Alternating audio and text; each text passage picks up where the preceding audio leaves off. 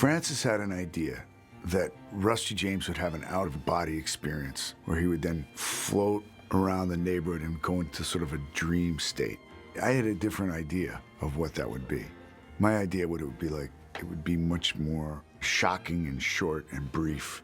But Francis, it was something that meant a lot to him. He really wanted to do the sequence where Rusty James is floating around in the town.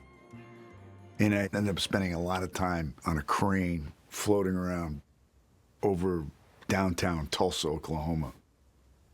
And I had to have my arms extended out. Or I was sort of like in a cast of a certain kind, you know? And I'm pretty claustrophobic, so I think I handled it pretty well.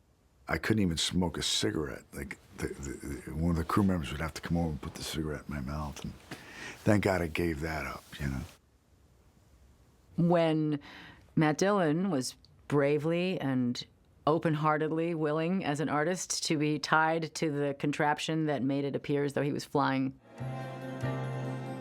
A toast to Rusty James, a very cool dude. It was so audacious, much like live theater, to try to pull that off.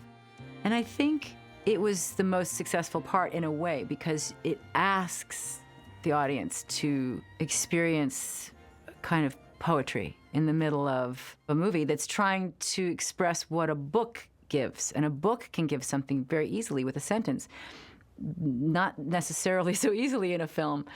And also the fact that we didn't have that technology of computers to do a superimposed version, but rather he was really there with everyone, as is important to convey that this person is experiencing people crying over his death. That makes it much more palpable.